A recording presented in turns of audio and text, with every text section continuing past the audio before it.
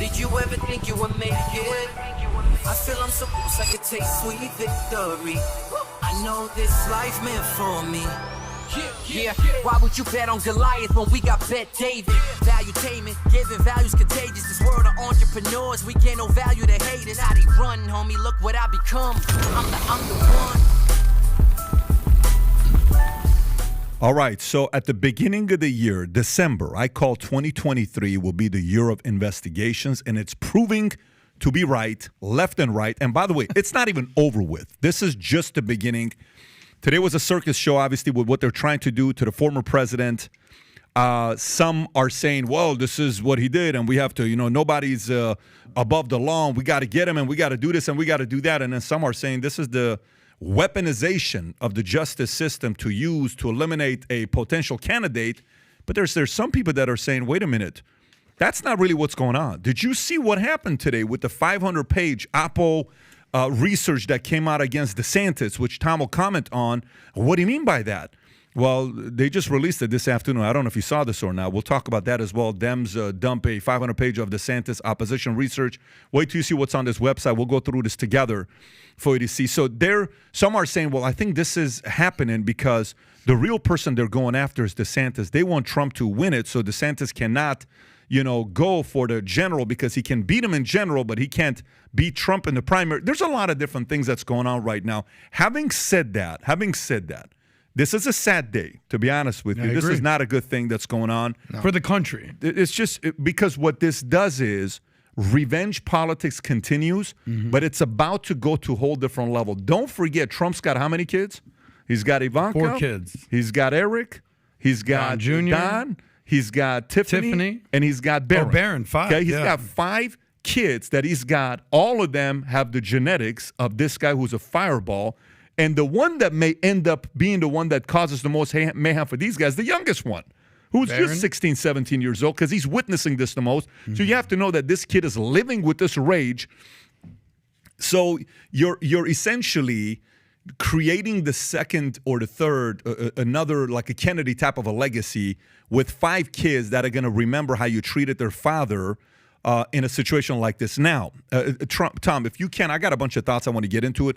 If you don't mind just leading us with the different, 34 felonies that they're talking about, up to 136 years, I believe it is. If they end up getting him on all of them, the maximum sentence, 136 years. Obviously, these are very nice, fun tweets to post for people who can't stand this guy, but we know how this thing works. Why don't you take a minute and talk about the 34 felonies? Well, first of all, we took a look at the indictment, doing the same thing a lot of other media is doing right now, and we took a look at the first 4. We went through them, and what he's done is they've done a thing called parsing. So let's take a look at it. You have 1 count of, filing a misleading business record, and that's related to that you wrote a check. Then they're calling it 1 count of a misleading business record because of the invoice that Michael Cohen gave him for that check. And then they have 1 count, which is related to the voucher or the entry into the accounting system. And then they have 1 more regarding ordinal record keeping. So what they've done there, they've turned it into 4 violations on a single day on what really is, you got an invoice, you wrote a check, you gave it to Michael Cohen, and you wrote it down in the journal. That's really any sane person, that'd be 1 act. So it gets them to say 34 counts. So that, I believe, is a sensationalized headline, because normally what happens on these is these things get combined later into 5 or 8 or whatever the counts that they can hold water. That's the first element. And to me, it doesn't matter what side of the aisle you're on. When you look at something like this is puffed up. This is really puffed up. The second thing you look at is they're calling it a Class E felony. So I'm turning off TV and I'm going to New York State Bar Association and the New York Criminal Defense Association. I wanted to read what is a Class E felony. I don't want talking heads or anybody spinning, if you know what I mean, Pat. Mm-hmm. So here's what we found. This is a Class E felony. A Class E felony, there's a nickname for it, barely a felony. Barely, Class E. And it's barely a felony, and most of the time these things would be actually high-level misdemeanors, like a solid misdemeanor. This is the list of Class E felonies. aggravated sexual abuse in the 4th degree, violent. Criminal mischief in the 3rd degree, violent. Arson in the 4th degree, doesn't say violent, but arson's pretty damn violent. Computer tampering in the 3rd degree to defraud multiple victims. Interesting. So that sounds like a syndicate of, identity theft. Criminal possession of stolen property in the 4th degree, acquired violently. So in other words, you bonk somebody and stole a bunch of TVs. Rape in the 3rd degree. Now we're talking rape. And then what? Criminal sale. Yeah, that's a Class E felony. Criminal sale of cannabis in bulk. In other words, distribution, not just I had some grass or maybe I had a bag of grass, but back when cannabis was illegal, I guess. Then criminal sexual act in the 3rd degree. Now then, we get to welfare fraud in the 4th degree. That's a white-collar crime. So in other words, maybe people had passed away and you committed a bunch of welfare fraud. And then falsifying business records in the 4th degree. This DA took this and pushed what is a misdemeanor into the Class E felony. And to make it stick, Pat, they have to prove that the crime was a falsification because it was tied to a second crime. And they're saying that second crime is campaign finance, which Hillary's campaign was fined for, campaign finance violations a couple of years ago with no real headlines. That is what Bragg has done. He has pushed these into a category that includes arson, aggravated sexual abuse, rape in the 3rd degree. Those are all Class E felonies, lowest level felonies in New York State. Astonishing what Bragg is pushing here. This is the same guy that has got a 52% of downgrading felonies to misdemeanors. Going the other way. Yeah, going the other way. Like I committed rape and he brings me down to aggravated assault. That's right. So here we go. In his first year, Bragg downgraded 52% of felonies to misdemeanors compared to 39% downgraded in 2019 and had a dismal 51% conviction rate for the felonies he did charge. So the question then becomes... So when he gets up to bat, he only bats 500, which is terrible if we want our prosecutors to be keeping us safe. But what this really means to the average person is he is soft on crime, okay? So obviously this gets to people to say, well, they're using him to weaponize the justice system to go and eliminate a candidate. That argument keeps creating momentum with what they're trying to do to Trump. But here's the other part. You know how many times, like at one point, we were all thinking Andrew Cuomo's going to be the president one day. Boom. The left immediately. They use them up when they can. Boom. Get rid of them. Hey, Fauci is the greatest thing since sliced bread. Boom. Fauci is now being written negatively about. Wait till his investigation starts. In the New York Times. And by the way, his investigations are going to be very, very ugly, and we're going to see how many people turn against them. Here's the other one that we forget about. Michael Avenatti was supposed to be a presidential candidate. Everybody was talking about Michael Avenatti. My God, look how great he is. Look how this. He was the lawyer for Stormy Daniels. Oh, he's just, did you see how he handled himself? Did you see how he did this? Guess who ended up suing Michael Avenatti? His own client went up against Michael Avenatti. I believe Stormy ended up suing Michael Avenatti, or she had to collect some kind Avenatti turned out just to be a first-class scumbag. He bought a Ferrari with righteously acquired settlements. Yeah. That he didn't just take his third in escrow and then give it to the victim. He took all of it and he bought I think it was 2 Ferraris. There you go. Michael Avenatti is found guilty of stealing from Stormy Daniels. They were once united in an effort to topple Donald J. Trump, but even then a jury found Mr. Avenatti was stealing from his famous client. By the way, do you remember when Avenatti tried to scare a Nike into having to pay him? What is the amount he was? $20 million bucks. No. It was it 20 million? It was a big number. Michael Avenatti. Type in Michael Avenatti Nike, where he asked for, and then Nike just reported it. Yeah, it was a big number he asked for. I'm going public, and your stock's going down. That's remember the threat that they reported. And what was the number, if you remember? Was it $25 million from Nike by threatening the company with bad publicity? Just a dirty guy, right? So the next thing becomes, is it going to be Alvin Braggs now with this? Is this the next useful idiot that they're going to use? Here's the part, okay, that you got to give respect. Who is more strategic, the left or the right? The left. Right now. Who is more united, the left or the right? I would say the left. Is it fair to say that the left right now is willing to do whatever they can for what? Whatever they can for what? 24. Okay, but remember, some people will say something else. So I'll open it up and we can have discourse on this. is the left willing to do whatever they can to win. make sure no Republican wins in 2024 and they win? Or is the left united to make sure Trump never gets a chance to get into the White House? Which of the two is more of a priority to them?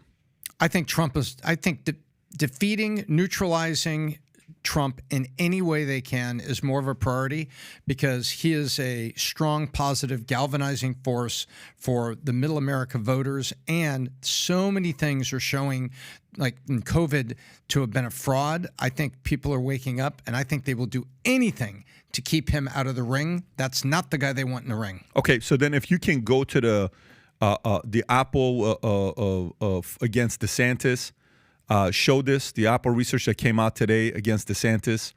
Matter of fact, just go to Google so everybody can see when you type this out what comes up. Just type in Google, DeSantis, Apple, Research 500. Research 500. Okay, if you can click on this, boom. While all of this is going on, Washington Times, Washington Examiner, Axios, Dems dump 500 pages of DeSantis opposition research. Okay. Bingo. What's this all about? Tom, you just shared this with us a minute ago. If you can click on it to go to the side right there in the middle. Yeah, American Bridge. Okay. If you can go there and zoom in. And Tom, you were reading this a minute ago. Go up a little bit. If you can go through some of them. No, I'm sorry. Go down. Look at that one right there. Go ahead, Tom. Ron DeSantis is a failed governor, and then they provide a bunch of links to that. This is standard opposition research, and it gives talking points to any news media to use in St. Louis, Missouri, that doesn't have a research department. They use this. List them. Ron DeSantis is a threat to Social Security and Medicare. Social Security and Medicare. Ron DeSantis is a bumbling, corrupt, and authoritarian politician. That's about COVID. That's about Disney. Ron DeSantis is an extremist on the issues. That's their alleged "don't say gay." Keep going. And then they've got literally dozens of links, some with numbers in there. None of this is a picture of Ron DeSantis in college. None of this is Ron DeSantis got a drunk driving conviction as governor. Nothing like that is in here. This is all opposition research, neatly packaged so that any journalist, pundit, tweeter, or newsroom in St. Louis, Missouri that doesn't have a research budget can go grab this and be, ladies and gentlemen, this is what you see when you suddenly see all the news media saying the same thing at the same time. They're putting this opposition research out to take a chunk out of DeSantis, and he hasn't even officially declared. Yes, but this causes a different conversation, though, Tom. Why launch it today? Why release it today? Do it today because everybody's going to be talking about Trump and nobody's going to be talking about this? Oh. Is there real fear knowing? Because when you look at the data shows that DeSantis beats Biden head on, but Trump loses to Biden by 2 points. Mm-hmm. But Trump beats DeSantis in the primary, so they want to make sure that Trump beats. So then the argument becomes both ways, because some people could say, well, they're really trying to, make sure Trump wins this whole thing by going after him like this. This is helping him? You're thinking they're that Machiavellian where they're going to be able to give these eyeballs to Trump for him to beat DeSantis? Do they really think Trump needs this to beat DeSantis? So with or without this, do you think Trump's going to beat DeSantis? With or without this, does Trump beat DeSantis? Oh, in the Republican primary? Say they don't indict him. In a Republican primary, does Trump beat DeSantis? He's certainly the favorite. However, it's a little too soon to start. Does this help him or hurt him? Does this help? Does this help him or hurt him? Does this help or hurt Trump?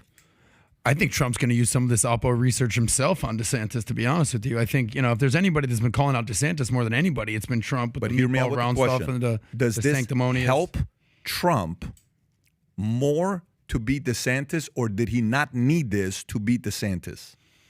That's the real question. I don't think he needed this. Okay. Yeah, I don't know if he needed this. Then do you think he needed it? I don't think so. So if he didn't need this, then that Machiavellian thought pattern to think that they're trying to get him to get more, because in my opinion, here's what happens. This is my opinion with this whole case here. Winning the battle, winning the war. I've lost many battles, many of them, and they sucked. And I would watch my enemies to see what they're trying to do to me. I'm like, okay, that hurt. That was good. Good for you. But then I'm like, but you just strengthened me by what you just did. There was an event one time we're in Las Vegas. You remember the event. We're across the street, an enemy of ours is having a convention. Okay? The entire convention, I'm getting text messages. And all these names that they're saying about us, okay? We're a smaller company. They're a bigger company. But I kept getting recordings being said. They just said this from stage about you. This person said this about you. That person said this about you. And next thing you know, my Instagram blew up with people saying, hey, man, everybody's talking about you guys. What are you guys doing over there for this many people to talk shit about you? They must fear you, right? I saw the floodgates open of calls to me. Yep. They won the battle, but then all of a sudden we're getting the calls. Fast forward 7 years later of this event. This was 6 or 7 years ago. I don't know the exact timeline, but it was a while back. So here, this is what they're doing. What was the mistake Democrats made in 2015 and 2016? If you remember, what was the mistake? The mistake was they kept having Trump on 24/7. CNN, MSNBC, That was our friend CNN, Chris Licht that MSNBC, basically played to that. over and over and over and over and over again. And then all of a sudden, one day they realized what was happening. They were helping him. Oh, And Jeff Zucker. Yeah, they're like, wait a minute, what are we doing, guys? We're helping this guy. Stop. This is too much. We can't do this anymore. And then it's too late. He's a president, right? Tonight, this guy's going to have an event tonight, okay? And his event tonight is he's going to come and give a message, okay, when he flies back. It's going to be a fiery event, okay? His base is flipped out right now, furious. Whenever you do something like this, you best make sure you're right, because the track record Democrats have of going against Trump, they've been wrong and they've lost 9 out of 10 times. Russia this, tax this, that, boom, boom, fail. All you're doing right now is waking up the people that were never going to vote for Trump on this one. They were ready to go to DeSantis. You just got some of those guys to say what? You know what? I don't think this is fair. I'm going back to Trump. I don't think this helps him. Every channel, every publication, every website, he just raised $7 million since being indicted. God knows what that number is going to be by the end of tonight. That could hit a $20, $30 million number, all by doing this. So Dems may win the battle, but they may lose the war. Unlike COVID. I think in COVID what they did is, in COVID, Trump won the battle, they won the war. You know what I'm saying? Because they got him to not get reelected. Correct. Until we look at the finish line for COVID is extending, and there's a second chapter that's here. But Trump's already. But by the way, it was dirty over. to say the least. But you got to give them credit to their strategy. You got to give them credit to their strategy on what's happening there. So anyway, so having said that, Tom, you said something about Hillary Clinton. Hillary Clinton herself. Clinton was given $113,000. So when you go back, Clinton campaign classed these expenses, flashback to Hillary Clinton quietly settled campaign finance violation last year and was never arrested. Okay, never. In 2022, Hillary Clinton was fined by the Federal Election Commission after an investigation showed that she and the DNC misreported payments made to a law firm during the 2016 campaign to obscure the spending. The AP reported last year the firm was Perkins Coie, which hired research firm Fusion GPS, which then fabricated evidence compiled in the Steele dossier, which was later used by Congress to impeach Donald Trump. The Clinton campaign classed these expenses paid to Perkins Coie for opposition research as legal services, and for the misrepresentation, Clinton was made to pay a fine of $113,000. Trump is looking at the possibility of handcuffs for the same charges, mischaracterization payments to lawyers as legal fees, when those lawyers were passing on the money for another purpose. Now, wait a minute. There's two things here. Remember, if you're listening, that money was in the Clinton campaign. It was in the campaign coffers of Perkins Coie. It was used for the Steele dossier. It was in the middle of it. This money was in the Trump Corporation to pay Stormy Daniels. This money never was in the political campaign. That's right. Do you see the difference? Of course. It says Clinton and the DNC said the payments were legal fees, but settled for the fines anyway. Clinton paid a civil penalty of $8,000, while the DNC paid the remaining $105,000. The DNC. The DNC. Correct. So in other words, it was a campaign finance violation, period, end of sentence, full stop. Whereas this is, the girl gets some money. She's not supposed to talk. These are NDAs. These are all over the place. We've seen them in other companies, other places. This was not in the campaign. And they're saying, oh, but he was trying to mislead the American people in the campaign. Listen, if he can't prove a second crime here, this is not a Class C felony, and it's not 34 counts. And by the way, to the news media people that did the math, that 34 counts times so many years to get 136 years, you are such a fraud. You know who you are. And if that writer is listening, you know you're a fraud. That is pathetic. Any person that was charged with this, the most you go to is double. Okay, well, you would normally get 4 years for that. We'll make it 8 because you did so many of these. They consolidate sentences and do what's called concurrent sentencing. Happens all the time. Happens with killers, serial killers. So you read these headlines, there is such thirst in corners of the media. Are you surprised? Or nobody is surprised. By the way, Alvin Bragg's just made some comments. If you want to play it, Rob, so we can hear this. False statement. Why did Donald Trump repeatedly make these false statements? The evidence will show that he did so to cover up crimes relating to the 2016 election. Donald Trump, executives at the publishing company American Media Incorporated, Mr. Cohen, and others agreed in 2015 to a catch and kill scheme. That is, a scheme to buy and suppress negative information to help Mr. Trump's chance of winning the election. As part of this scheme, Donald Trump and others made 3 payments to people who claimed to have negative information about Mr. Trump. To make these payments, they set up shell companies, and they made yet false. Hey, look. By the way, you want to see what Trump said about this? Here's what Trump said about this. The table there. There's his legal team. Yeah, I saw that. Trump said this about this. He says, "Wow, District Attorney Bragg just literally leaked the various points. This is yesterday, and complete information on the pathetic indictment against me. I know the reporter, and so unfortunately, does he." This means that he must be immediately indicted. Now, if he wants to really clean up his reputation, he will do honorable thing. And as district attorney, indict himself. He will go down in judicial history, and his Trump-hating wife will be, I'm sure, very proud of him. And you got to realize, you listen, say what you want to say about this guy. This is a street fighter, baby. This is a street fight. This guy's been trained for 50 years for this job. He's been trained 50 years for this job. Okay. Question. Yes, sir. And by the way, if you want to just wrap this up, so while we're on this topic, can you show the hush money you found, Rob, that the government has a fund called the Shush Fund that we pay for? Folks, you and I pay for this. Congress owes taxpayers answers about its harassment shush fund. Now, what is this? Some may say, what do you mean by this? Since when are members of Congress and their staff accused of sexual harassment allowed to hush up and pay off their accusers from a secret shush fund full of taxpayer dollars? Since 1995, it turns out Congress, we all know, chooses to exempt itself from many of the same laws it foists on the rest of us. It's a grievance I hear regularly during my travels around the country as grassroots activists complain about the law or that regulation. If only Congress had to live under the same laws that we do, that get it and that change it, right? If you go below, do you have the list of the numbers, Rob? Do you have that list that you gave us to show exactly what's on? It's on. There you go. If you have the list on how much we've paid every year of the 18.2 million, it's on page 7. If you go on page 7 and pull it up so people can see this, is it on this page? It's on the notes that was sent to us. I can take a picture and send you the screenshot to show it, but this is what it looks like.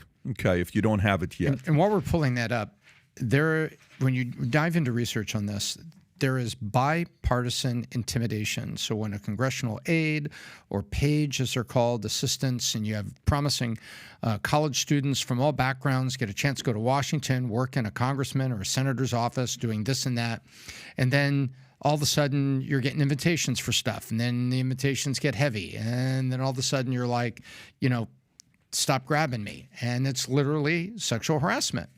Well, there's a whole system on this, and on both sides of the aisle, Pat, they try to suppress it and disincentivize people from coming forward because they don't want any headlines in Congress, and it happens on both sides of the aisle.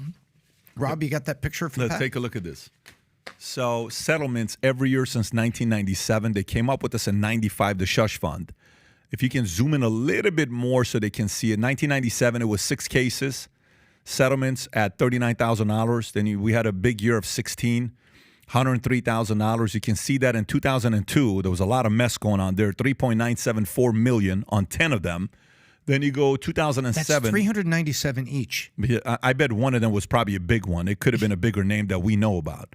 25 at $4 million, and this goes on every year. So now, this is a convenient truth on how they get to protect themselves, but you're eliminating a competitor, a potential opponent.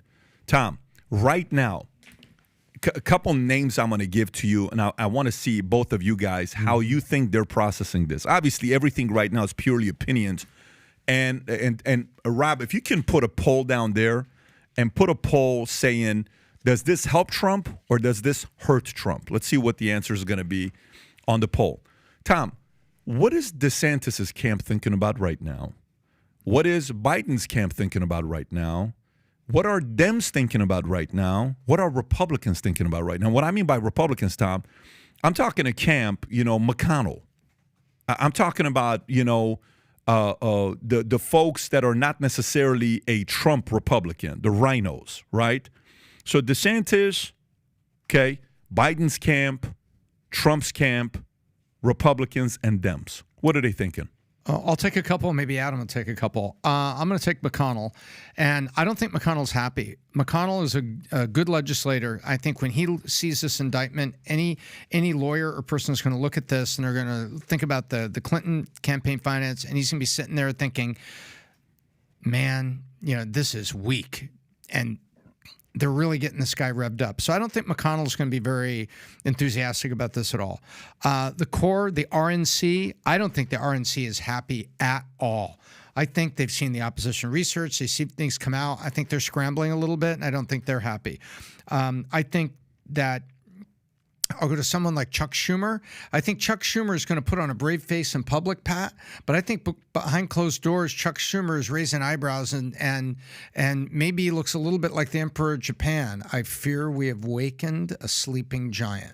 Because Schumer is smart and he's known Trump for a long time, and Schumer's a street fighter and he knows a street fighter when he sees him. And I believe that Chuck Schumer is sitting there. I fear we have awakened a sleeping giant. Sauce. I'm just thinking if I'm the Biden camp, I'm just reading The Art of War by Sun Tzu. And what's the famous quote? When your enemy is... Get out of his way. Just get out of his way. Yeah. Just don't even say anything. If you're Joe Biden right now, you just kind of let this circus play out because this is a circus. And, for me, this is a very sad day for America because I was generally waiting until 2024, until the nonsense of political season basically kicked off. But this is the kickoff of political nonsense season.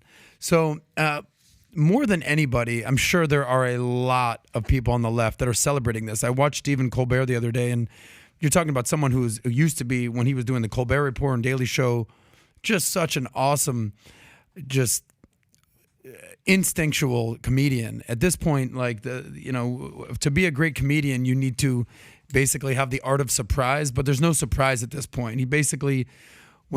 this was Friday, the news came out that the indictment was coming out. He says, all right, guys, Trump got indicted. The crowd goes wild. And for me, that's a sad situation because more than anything, I care about America. What do you think our enemies, like our actual enemies, are doing right now? When China is looking at us right now, when Russia is looking at us right now, when Iran is looking at us now, you're saying, this is what you stand for, America? This nonsense right here? And it's just saddening to me because our enemies are basically looking and being like, this fucking circus of a country is just getting worse and worse and worse. And that's what they want. And I do agree that no one is above the law, but I also agree that nobody should be targeted by the law, right? And I think that's what a lot of people think is happening right here because this is about hush money payment to a porn star. Okay, there can be arguments made because, correct me if I'm wrong, this isn't the end of the investigation season of Trump. They're going to be investigating him still for January 6th. They're still investigating him for that phone call he made to Georgia, find me 10,000 votes. There's going to be more to come. And the fact that this is where we're at in this country is that the president has been arrested and charged for hush money to a porn star and they're using all sorts of legalese, and everyone's going to give their million different opinions. But at the end of the day, Donald Trump has been arrested for his interactions with a porn star.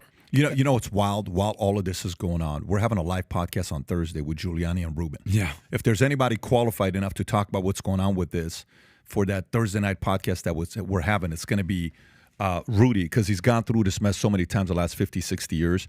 But to me, you know, while you see something like this, are Republicans sitting here saying the following? The Republican voter, or the Republican voter saying, man, shoot, okay, so let's just say we get Trump. Even if Trump gets only 4 years, he's not going to get 8 years to create momentum. He's going to get 4 years. And after his 4 years, would Trump be willing to help DeSantis get 8 years? So for it to be 12 years, because DeSantis is going to end up being a president, 70, 80% chance he's going to be a president. Is it this time, 4 years, 8 years? Nobody knows. But is he willing to do that? And if he does, are they going to let him do what he needs to do in 4 years? Or is it going to be like this every day? Every day. Trump tries to pass a bill, a law, whatever, every day they're going to say, do you know this came up? Do you know that came up?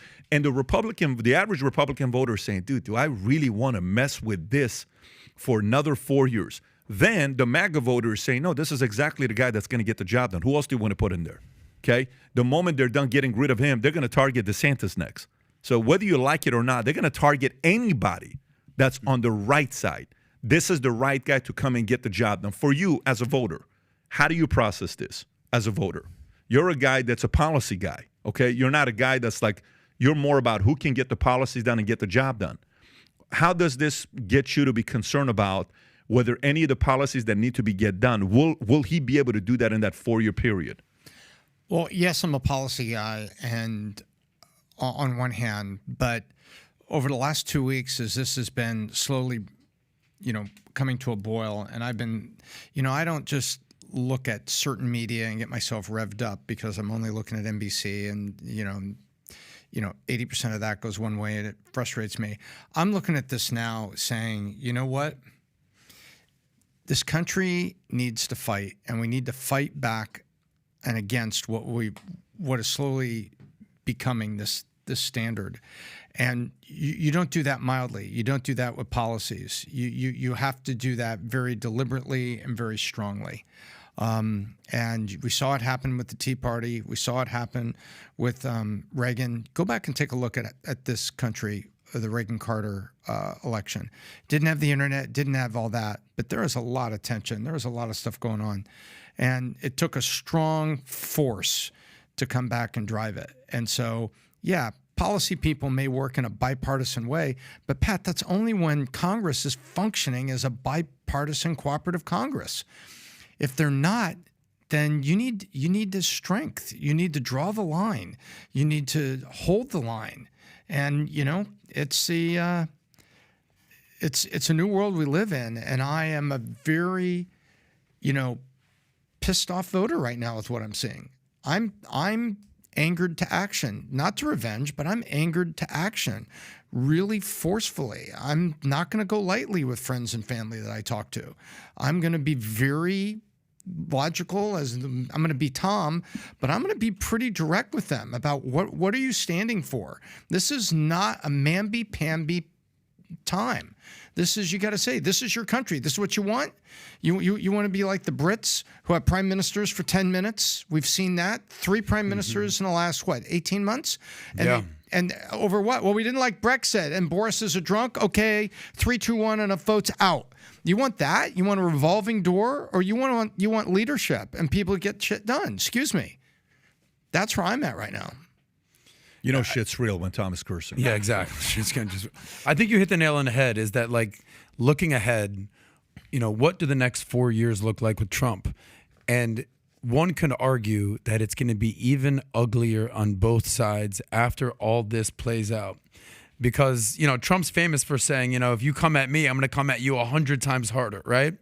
So let's say he's acquitted from this, right? So let's go best case scenario for Trump. He's acquitted. Do you know how vindictive and ugly he could rightfully get? You tried to do Russia with me. You tried to do Ukraine. You tried to do this. You tried to do that. Then you fucking tried to throw me in jail. Do you know how ugly and vindictive it can get? And for the country, and then the media is going to come after him, double down on everything. Like, I didn't think things could get even uglier than they did in 2016, 2018, 2020. And I feel like 2024 is basically like, yeah, hold my beer, buddy, because we're about to see how ugly things can get. And as Americans, this is a sad day, because I think this is the tipping point and the starting point for when the ugliness round 3, arguably, is going to begin. And I don't think anybody wants that for our country. And the whole reason that Joe Biden even got elected, nobody was out there rooting for Joe Biden. It's just they didn't want the Trump-trained circus that was continuing to basically have a second term. And Biden's proven to be a walking corpse at this point. I think even Dems, 60% of Dems, 55% of Dems don't want him to run again, whatever the number is today. I don't know. It's just, this is not a good day for America. If you hate Donald Trump, I get it. I mean, or if you have Trump derangement syndrome, I get it. Oh, man. But this is not a good look for the country that you live in. No, the election, we all know it, 8 to 11% voted not Trump. They didn't vote for Biden. They voted not Trump. Correct. And it was the dissatisfied, on a scale of 1 to 10, your 5 to 6s, 10 being liberal, 0 being conservative. The 5 to 6s on that moderate middle, 8 to 11% voted not Trump, not for Biden. And Pat says this all the time. There's 10 to 12% of the country that controls the election. The country, the swing states, the Midwest, the Rust Belt, and there's going to be polling like crazy in those areas to see what they think about this indictment. And those are the people that basically our country goes. So we'll see what they have to say about this matter. We all know that 40-something% of the country loves Donald Trump and 40-something% of the country hates Donald Trump. And that's not changing. So there's 10% of the country that is going to basically dictate what happens. I have a thought. I have a thought on what's going to happen. But before I give you that, can you play the clip of him walking into the court? 25-second clip. Can you just show this? Just look at his mannerisms. Look at his eyes. President Trump, will you come speak to us? President Trump?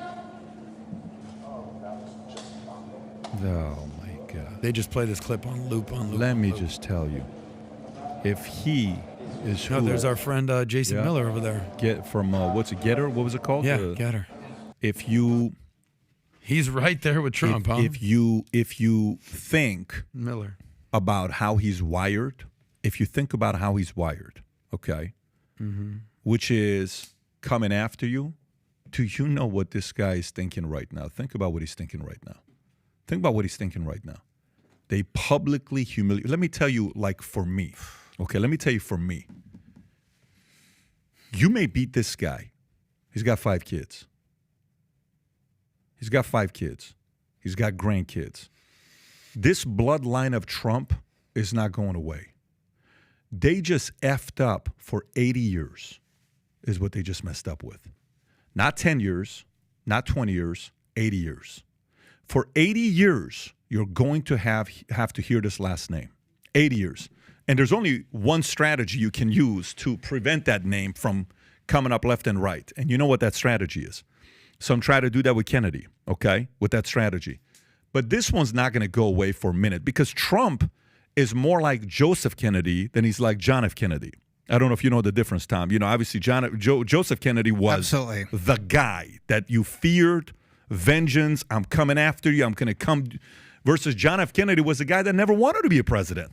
He was the younger brother with the back problems, and he had health issues, and his older brother, who was a pilot, who was supposed to be the one that was supposed to be the president, and he was the guy that the day his older son died, Joseph Kennedy went into depression for a few years, and then all of a sudden, the younger son is like, I'm going to come, and then boom, John F. Kennedy, and then RFK, and then boom. The difference here is the father, Joseph Kennedy, equals Trump. Exactly. And Trump is the president. To show you how tough it was, skip everything you've heard about Kennedy conspiracies. There were statements that were made by the mob that said, I don't know who did it. I don't know how it got pulled off, talking about the Kennedy assassination. But I'll tell you, I understand it strategically. Because if you had taken out, because one of the benefits was that Bobby Kennedy was no longer Attorney General shortly thereafter. And Bobby Kennedy was prosecuting a ton of organized crime. Remember that? Mm-hmm. And the thinking was, why didn't if you were worried about Bobby Kennedy and you were worried about how Kennedy had basically was a mobster, had 2 sons in the White House prosecuting the rest of the mob, and if you believe that, the thinking was, why don't you take out Bobby Kennedy? And he said, no, don't do that. Why? Because it still leaves Joe Kennedy with his son as president, and they would have flipped this country upside down.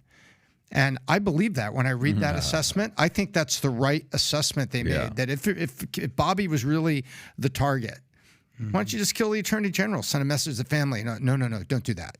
Don't do that. Yeah. Well, obviously, we're speculating. We're just repeating history, guys. We're not saying anything here. I don't want anybody to jump to conclusion. All no, but we're this saying is what the mob said if that was a strategy, that they identified with that because they were scared of Joe. But here's the thing with this.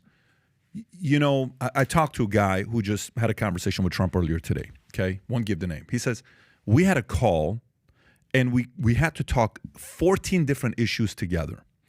And he's been a friend of his for a long time. And this is not Giuliani, by the way. He's been a friend of his for a long time. And he said, it's wild how this guy at this age can compartmentalize 14 different issues. He says in a 26-minute conversation, we talked about 14 different issues, and he was sharp on every single one of them while he's dealing with this. So what are we going to do with, we're going to do this, call this guy. What are we going to do with it?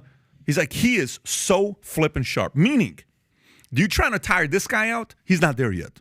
Okay, this is a guy that may be living into his 90s, okay, the way he is, right? Perfect, no problem. But Tom, there is a different, maybe it's different with the kid. I woke up when somebody called out my dad. I'm just a party guy. You embarrass my dad, game over. For the rest of your life, you're going to have to deal with me, right? Those 5 kids and the grandkids are watching this saying, you did that to my papa? You did that to my dad? No problem. You're going to have to deal with me for decades. So again, you win the battle, but this type of an event, first time in the history of America that you're doing this, you're humiliating the last name. You may have just woke up a giant, and it isn't who you think it is. Anyways, quick final fact thoughts check, before we wrap up here. This is the second time this has happened. I don't know if you knew that. The first time, not being ironic here, Ulysses S. Grant was arrested and charged for speeding with a horse and buggy in the 1870s. So there is some precedent here, but that's how ridiculous this is. It's been 150 years since something like this has happened, and it was a Civil War general, president that was arrested speeding in a horse and buggy. That's history right there. So ugly. Every politician has a closet, and it just so happens that Joe Biden's is pretty big. And with Hunter and everything that's there, the tables turn on this, and there's different leadership. You know what? It's just going to come right back the other way. And I don't wish that on America. No. That's more distraction for America. That's more laughing that China and Iran and Russia just laugh at us. But you can see it coming. You know what I mean, Sauce? You can see it coming. That is a closet full of easy targets. And if it swings back the other way, duck. Yeah. Well, look, I mean, we'll stay on top of this. We got a story. We got another podcast that's coming up live in 2 days in South Florida. If you are wanting to join us in this one, text the word podcast to 310-340-1132. Once again, text the word podcast to get any of the updates of what we're doing with our next live podcast to 310-340-1132. Again, text the word podcast to 310-340-1132. I have one prediction for you, Pat. Here we go. Thursday night. Yeah. It's going to be on fire. I think so. On the PBD Live podcast. I think we're going to have Rudy Giuliani and Dave lined Rubin up outside of the building trying to get in. I think that's what's going to happen on Thursday. Anyways, take care, everybody. We'll see you again. We'll do this again Thursday night, 7 p.m. Bye-bye, bye-bye, bye-bye.